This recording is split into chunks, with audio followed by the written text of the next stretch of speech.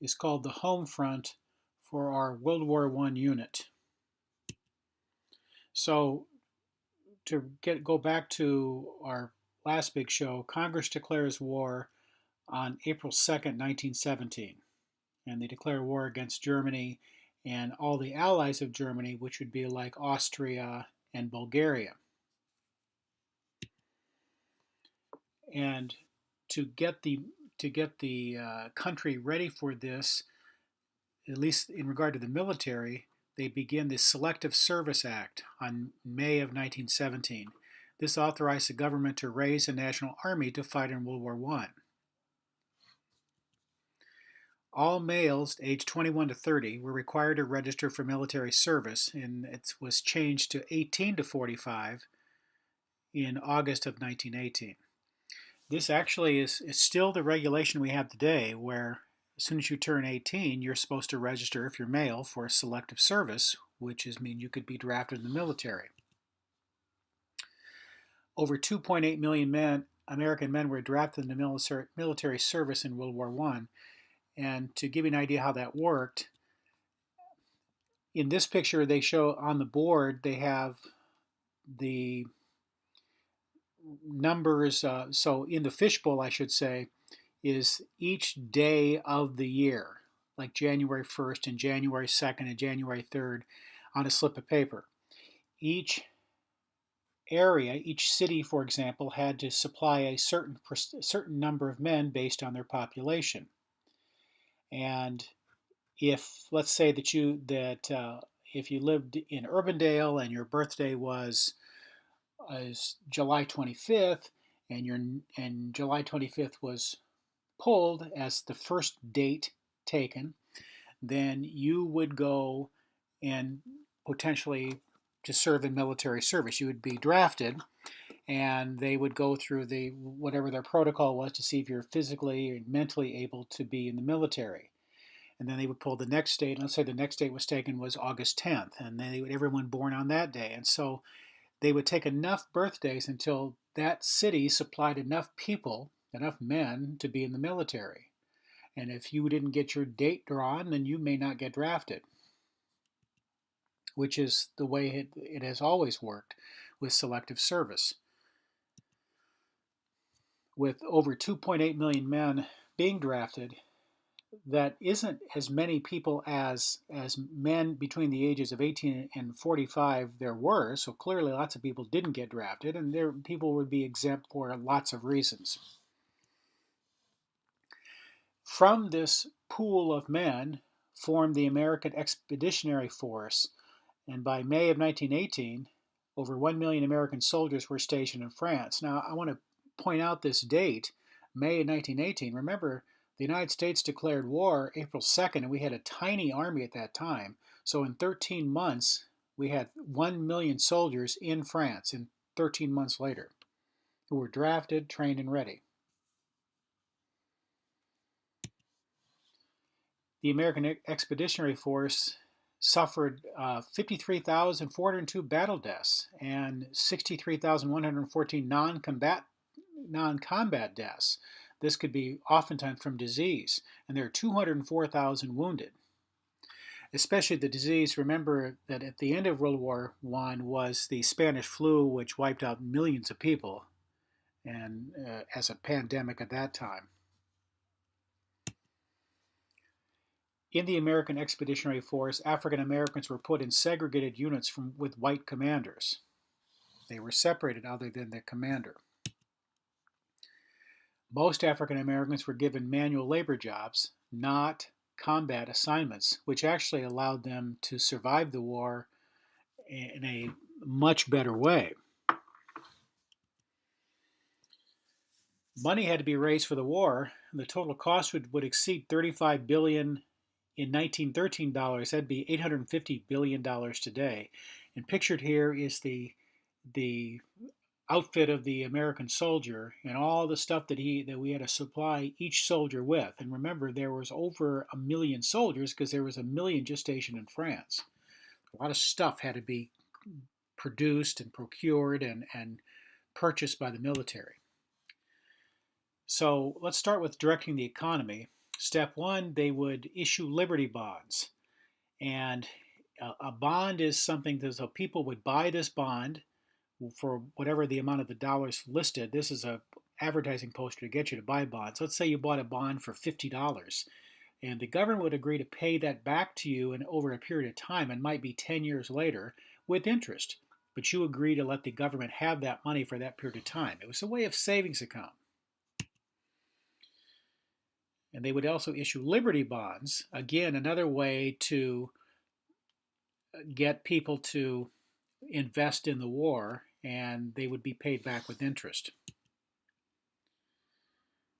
And more advertising to get people to purchase this, to purchase Liberty bonds.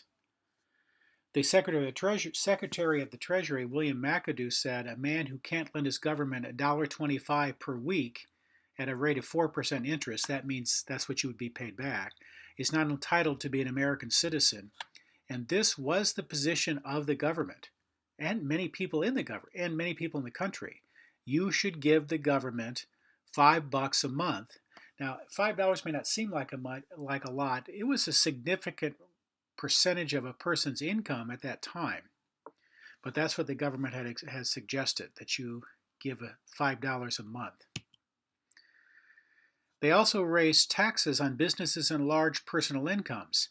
And if you follow the graph here, so start over at 1910, and they had the highest tax rate and the lowest tax rate.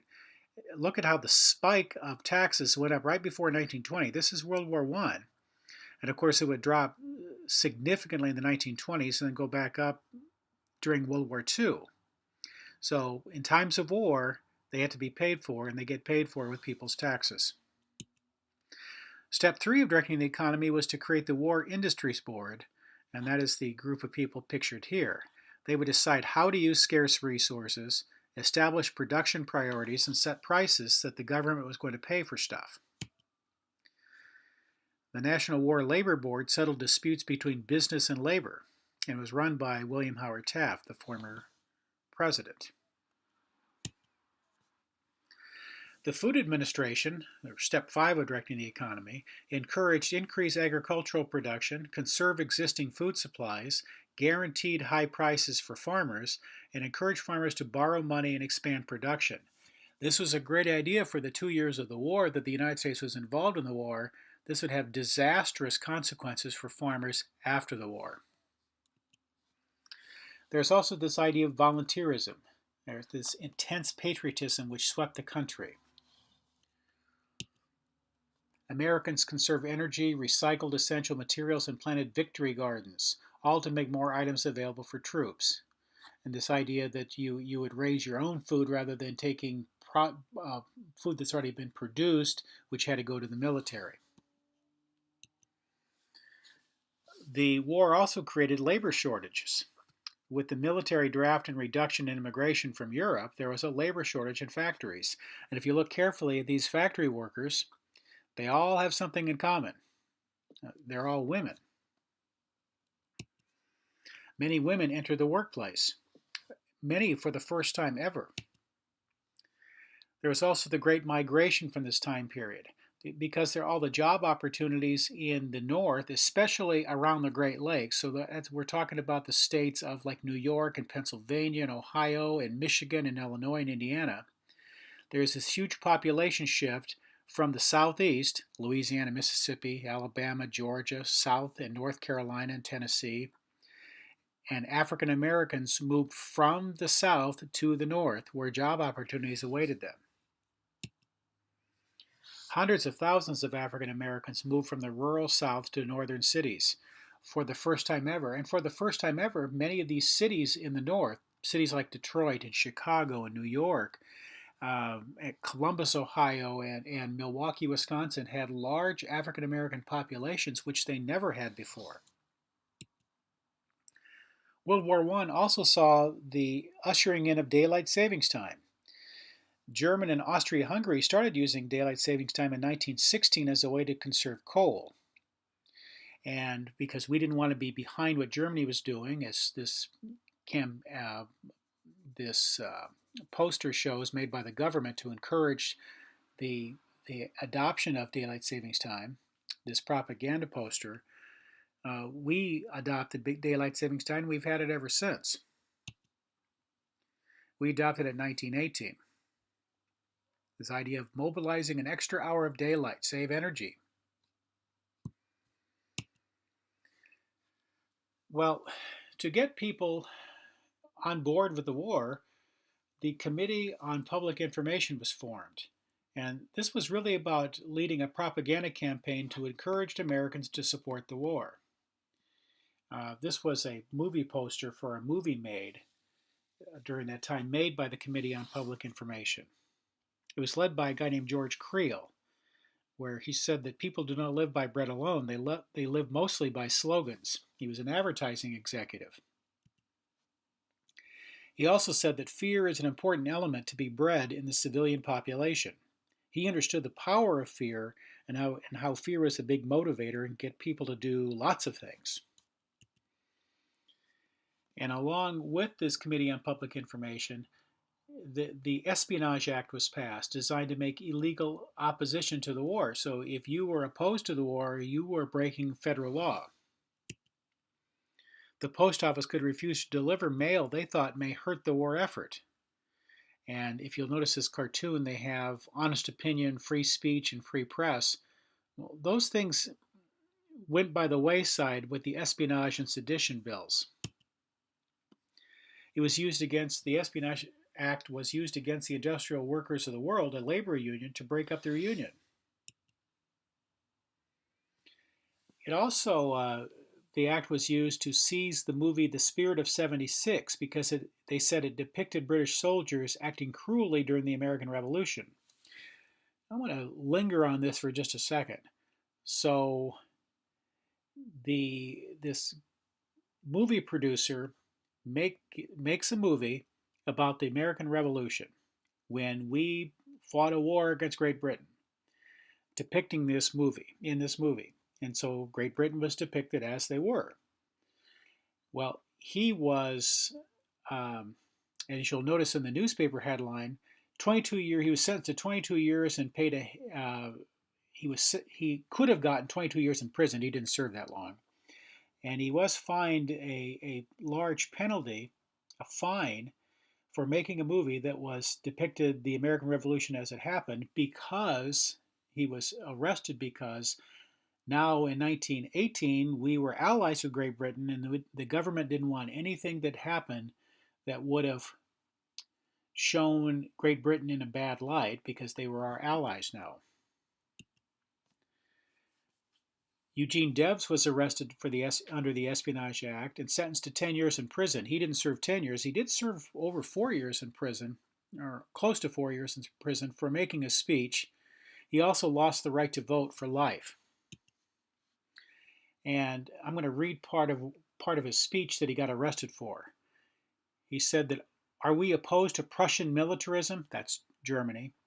"Why, we have been fighting it since the day the socialist movement was born, and we are going to continue to fight it day and night until it is wiped from the face of the earth. Between us there is no truce, no compromise." So he says, first of all, we're very much against Germany. "These are the gentry who are today wrapped up in the American flag, who shout their claim from the housetops that they are the only patriots, and who have their magnifying glasses in hand, scanning the country for evidence of disloyalty, eager to apply the brand of treason to the men who dare to even whisper their opposition. Patriotism is the last refuge of the scoundrel. In every age it has been the tyrant, the oppressor, and the exploiter who has wrapped himself in the cloak of patriotism to deceive and overawe the people." With those words, because he was critical of the government, which would become illegal with the Espionage and Sedition Acts, he was put in prison.